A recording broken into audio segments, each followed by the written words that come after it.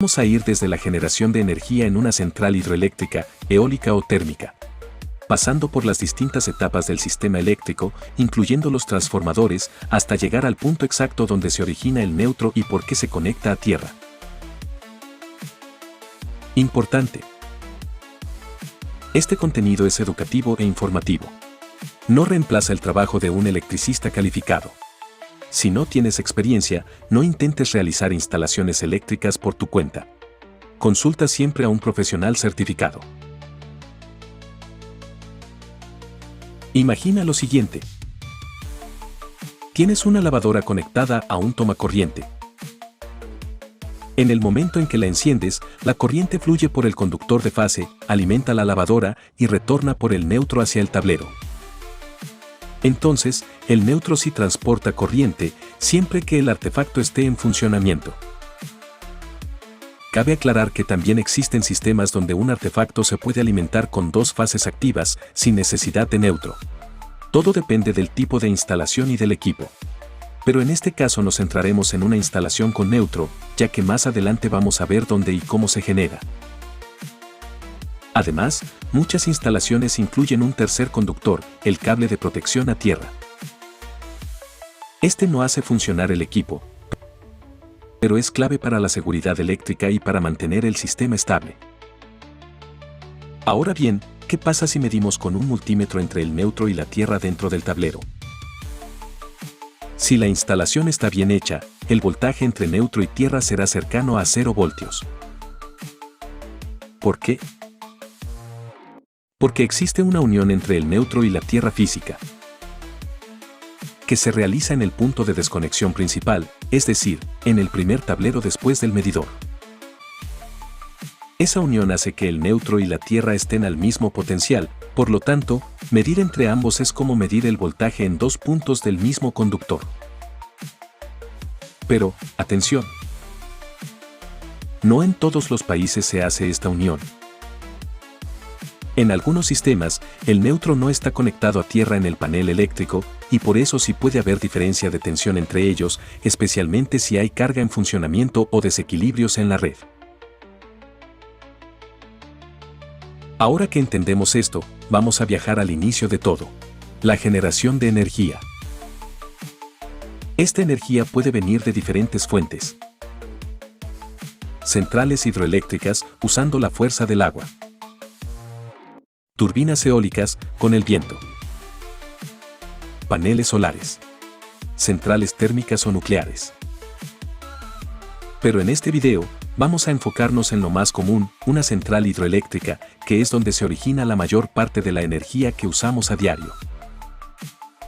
En una central hidroeléctrica, el agua que está retenida en la represa acumula energía potencial.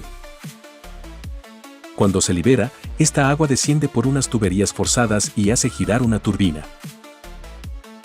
La turbina, a su vez, está conectada a un generador, que al girar produce corriente alterna trifásica. Este generador entrega tres tensiones sinusoidales, desfasadas entre sí 120 grados. A estas tensiones se les conoce como fases R, S y T, o también líneas 1, 2 y 3. Y es importante entender que, hasta este punto, todavía no existe el neutro. Solo tenemos tres fases alternas girando en perfecta sincronía. La energía generada tiene que viajar largas distancias, pero para eso no puede ir con bajo voltaje. Por eso, se envía a una estación de transformación, donde se encuentra un conjunto de equipos eléctricos, entre ellos transformadores, que se encargan de elevar la tensión. Aquí hacemos una aclaración importante. En la realidad, esta estación es mucho más compleja. Hay equipos de protección, barras colectoras, celdas de seccionamiento, sistemas de control y más. Además, las torres de alta tensión no siempre llevan solo 3 cables. Pueden llevar más de 3 conductores, dependiendo del sistema, del nivel de tensión e incluso de si se comparte infraestructura entre distintas líneas.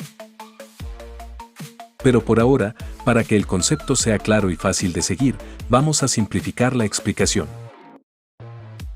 Lo que sí debes recordar es esto. Se eleva la tensión para que el transporte de energía sea más eficiente. con voltajes altos, la corriente disminuye y eso permite usar conductores más delgados, con menores pérdidas de energía y menor costo. Esa electricidad viaja por las torres de alta tensión rumbo a las ciudades. Y es en las siguientes etapas donde empezaremos a ver cómo se adapta para el consumo residencial. Después de recorrer varios kilómetros por las torres de alta tensión, los conductores llegan a una subestación ubicada cerca de la ciudad o zona de consumo. Aquí encontramos transformadores reductores, cuya función es disminuir ese voltaje tan alto, que puede estar en los cientos de miles de voltios, a una media tensión, por ejemplo, 13.2 kilovoltios. Esta tensión intermedia es mucho más manejable para su distribución en zonas urbanas, rurales o residenciales. Ahora, atención con esto. Desde esta subestación ya se puede obtener un neutro, porque el secundario del transformador puede estar configurado en estrella. Sin embargo, ese neutro no es el mismo que llega a tu casa, ni tampoco es el que vamos a considerar en este video. Por ahora, lo vamos a omitir para no generar confusión. La media tensión viaja por los postes de distribución que de seguro has visto en tu calle. Y si alguna vez has notado que esos postes tienen unos tanques metálicos en forma de cilindro o caja, te cuento que esos son los transformadores de distribución. Ellos son los responsables de reducir el voltaje desde los 13.200 voltios o valores similares hasta el voltaje que usamos en casa. 120 voltios, 220 o 240, dependiendo del país. Estos transformadores pueden ser monofásicos, cuando alimentan una sola vivienda o un pequeño grupo de casas. O trifásicos, cuando atienden zonas más grandes o con carga más pesada. Y es aquí, en este punto, donde por fin se genera el neutro que llega a nuestras viviendas. Transformador de distribución monofásico y el origen del neutro. Ahora sí, llegamos al punto clave donde se genera el neutro que llega a nuestras casas. Este es un transformador de distribución monofásico, como los que vemos montados en los postes cerca de nuestras viviendas. Se puede usar para alimentar una sola casa o incluso varias, dependiendo de la demanda eléctrica. En la parte superior vemos dos terminales de entrada, marcadas como H1 y H2. Aquí se conectan los cables de media tensión que vienen desde el transformador reductor anterior. Ojo, dependiendo de la empresa distribuidora, pueden llegar dos fases o una fase y el neutro. Eso ya varía según el sistema de distribución de cada país o región. A la salida del transformador tenemos tres terminales que van hacia la vivienda. Línea 1, línea 2 y el tan mencionado neutro. Estos son los conductores de servicio que alimentan nuestras casas, ya con un voltaje útil para los electrodomésticos. Y si te has fijado bien en el poste, verás que baja un cable sin aislante que va directo al suelo. Ese es el conductor de puesta a tierra del sistema. Es una parte clave que ya veremos más adelante. Pero ahora seguro te estarás preguntando: ¿cómo se origina el neutro dentro del transformador? Para eso, tenemos que ver qué ocurre dentro del equipo y te lo voy a explicar con un esquema más claro. Internamente, el transformador tiene un bobinado primario, un alambre de cobre esmaltado enrollado alrededor de un núcleo de hierro o material ferromagnético. Por aquí entra la energía desde la red de media tensión. Un bobinado secundario. Otro alambre de cobre también enrollado, pero eléctricamente aislado del primario. La energía no pasa directamente de un lado a otro, sino que se transfiere por inducción electromagnética. Es decir, por medio de campos magnéticos. Este esquema es una representación sencilla.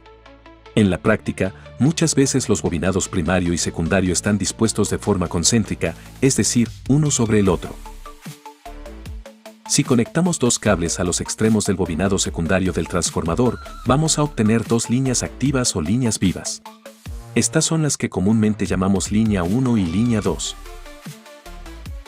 Supongamos que al bobinado primario del transformador le llega un voltaje de media tensión, por ejemplo, 13.200 voltios. Entonces, en el secundario, es decir, la salida del transformador, se reduce esa tensión a un valor adecuado para uso doméstico. Por ejemplo, podemos obtener 240 voltios entre línea 1 y línea 2. Pero ahora viene lo interesante. Si conectamos un cable desde el punto central del bobinado, es decir, el tap central, vamos a obtener una tensión de 120 voltios entre ese punto y cada una de las líneas. Entonces, ese conductor que sale del tap central del bobinado es lo que llamamos neutro. Pero no basta con que esté ahí flotando. Para que funcione correctamente como punto de referencia del sistema, ese neutro debe ser conectado físicamente a tierra. ¿Cómo se hace eso? Desde ese tap central se conecta un conductor que baja por el poste y se conecta a un electrodo metálico enterrado en el suelo, como una varilla. A ese conductor se le llama conductor de puesta a tierra del sistema y tiene un propósito fundamental: estabilizar el sistema eléctrico, mantener el neutro a un potencial cercano al del suelo y facilitar la operación de protecciones en caso de fallas. Ahora sí, con esa conexión establecida, podemos decir que el neutro está al mismo potencial que la tierra física y por eso, cuando medimos con un multímetro entre neutro y tierra, vemos un valor cercano a 0 voltios. Y justamente por esta razón se le llama neutro, porque actúa como punto de equilibrio entre las dos mitades del bobinado secundario. Entonces, ¿esto es un sistema bifásico? La respuesta es no. Y te explico por qué. Muchos creen que cuando se tienen dos líneas activas con una diferencia de voltaje de 240 voltios, como en este sistema, estamos hablando de un sistema bifásico. Pero eso es un error común. En realidad, lo que estás viendo aquí es un sistema monofásico de 3 hilos, también conocido como sistema split phase o fase partida. Si observas esta gráfica de ondas de un sistema residencial típico, notarás que la tensión entre línea 1 y línea 2 forma una diferencia de potencial de 240 voltios. Ya que ambas líneas provienen del mismo devanado secundario del transformador, con derivación central a neutro. Estas dos líneas no son fases separadas ni están desfasadas como algunos piensan. En realidad, tienen polaridades opuestas respecto al neutro, por eso cuando una está en su punto positivo, la otra está en el negativo, generando así la diferencia total de tensión entre ambas. Esto no debe confundirse con un sistema bifásico real, que sí tiene dos fases independientes con un desfase eléctrico de 90 grados y que hoy en día ya no se usa en redes modernas. En conclusión, este es el sistema que se utiliza en la mayoría de viviendas de países que se rigen por la normativa NEC norteamericana. Si quieres aprender cómo hacer correctamente el cableado de un tablero eléctrico en casa, te invito a revisar los videos que ya tenemos publicados aquí en el canal, donde lo explicamos paso a paso, con esquemas y ejemplos prácticos. Ahora veamos otro caso diferente, y es cuando la energía se obtiene desde un transformador trifásico. A diferencia del transformador monofásico que vimos antes, el trifásico utiliza 3 fases en su entrada y en la salida entrega 3 líneas activas más un conductor neutro. Y por supuesto, también cuenta con un conductor de puesta a tierra del sistema, que cumple una función muy importante en la protección y estabilidad. Ahora, veamos cómo es su configuración interna. En la mayoría de casos, este tipo de transformador tiene bobinados concéntricos y sus bobinas pueden conectarse de diferentes formas. La configuración más común, y la que veremos aquí, es cuando el bobinado primario está conectado en delta y el bobinado secundario está conectado en estrella. Y es justamente en el secundario en estrella donde se origina el neutro.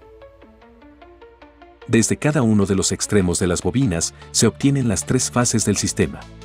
Y desde el punto donde las 3 bobinas del secundario se unen, el llamado centro de estrella o punto neutro, se saca un conductor adicional que se conecta directamente a tierra. Esto es lo que conocemos como el conductor de puesta a tierra del sistema. Este punto neutro sirve como referencia para el sistema eléctrico y permite obtener distintos niveles de tensión según el tipo de carga que se conecte. A pesar de que este transformador entrega una tensión trifásica, también puede utilizarse para alimentar viviendas con energía monofásica. De hecho, este es un sistema muy común en edificios y zonas residenciales conectadas a redes trifásicas. Pero hay un detalle importante que debes conocer. Si medimos el voltaje entre una línea activa y el neutro, obtenemos 120 voltios. Entonces, tal vez pienses, si sumo 120 más 120, entre dos líneas activas debería tener 240 voltios. Error. En este caso, no se suman linealmente. Eso solo sucede en transformadores monofásicos con derivación central, como el que explicamos anteriormente. Aquí estamos usando un transformador trifásico con configuración estrella, y en estos casos, el voltaje entre líneas se calcula con una fórmula distinta. El voltaje entre líneas se calcula multiplicando la raíz cuadrada de 3 por el voltaje de fase. Y recuerda, el voltaje de fase es el que se mide entre una fase y el neutro. Entonces, si tenemos 120 voltios de fase, aplicamos la fórmula, lo que nos da aproximadamente 208 voltios entre líneas. Por eso, si alguna vez ves 120 entre fase y neutro, pero solo 208 entre fases, no te confundas, estás frente a una conexión estrella, no a un sistema bifásico ni monofásico convencional. Pero esto puede resultarte más familiar si vives en países que se rigen bajo la normativa IEC, como ocurre en gran parte de Europa y algunos países de Sudamérica. Por ejemplo, si el voltaje de fase, entre una fase y el neutro, es de 220 voltios, entonces, usando la misma fórmula, raíz de 3 por 220 voltios, obtenemos un voltaje entre líneas de aproximadamente 380 voltios.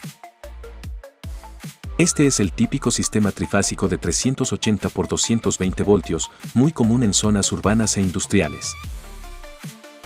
Pero veamos por qué se obtiene ese valor de voltaje usando un diagrama con ondas sinusoidales. En este gráfico se muestra cómo varía la tensión en el tiempo para la fase 1.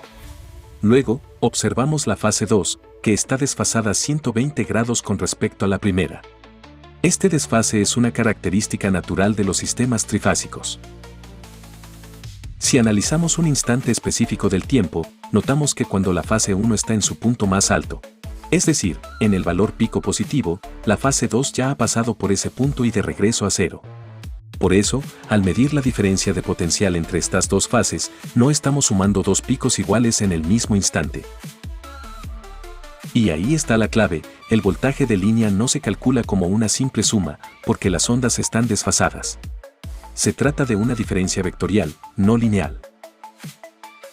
Lo mismo ocurre con la fase 3.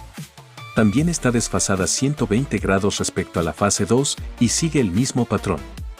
Este desfase es lo que nos lleva a usar la fórmula que ya vimos, la raíz cuadrada de 3 por el voltaje de fase. Ahora que ya entendemos cómo se obtienen los voltajes en un sistema trifásico en estrella, veamos cómo varía esto en distintos países. En esta tabla puedes ver una comparación de las tensiones más comunes según la normativa de cada país. Por ejemplo, en Estados Unidos, que se rige por el código NEC, se utiliza un sistema trifásico en estrella con voltajes de 120 voltios entre fase y neutro y 208 voltios entre fases. Este sistema funciona a una frecuencia de 60 Hz. En México, también bajo el NEC y la norma oficial mexicana, el voltaje típico es 127 voltios entre fase y neutro y 220 entre fases. En cambio, en Europa, incluyendo España, el sistema es de 230 voltios fase neutro y 400 voltios entre fases, funcionando a 50 Hz. Y si miramos países de Sudamérica como Perú, Argentina o Chile, todos ellos suelen seguir el estándar IEC, con un sistema trifásico de 220 voltios fase neutro y 380 voltios entre fases. La diferencia está en la frecuencia. Perú opera a 60 Hz, mientras que Argentina y Chile lo hacen a 50 Hz, como en Europa. Esto es importante porque la frecuencia y el voltaje influyen directamente en el tipo de electrodomésticos, motores y equipos eléctricos que se pueden usar en cada país. Para terminar, es importante mencionar que la configuración en estrella no solo se usa para sistemas trifásicos industriales, sino que también permite alimentar viviendas con tensión monofásica. En estos casos, se toma una sola fase con respecto al neutro, y así se puede obtener una tensión de 120, 127 o 220 voltios, dependiendo del país. Eso sí, es fundamental que el sistema esté balanceado, es decir, que se distribuya la carga de manera equitativa entre las tres fases. Por eso, lo ideal es que cada casa se conecte a una fase diferente, de forma intercalada. Si quieres aprender más a detalle cómo se realiza esa conexión, puedes revisar los videos anteriores del canal o suscribirte a la membresía, donde explicamos con diagramas, ejemplos y paso a paso cómo se conecta el tablero de una vivienda desde un sistema trifásico.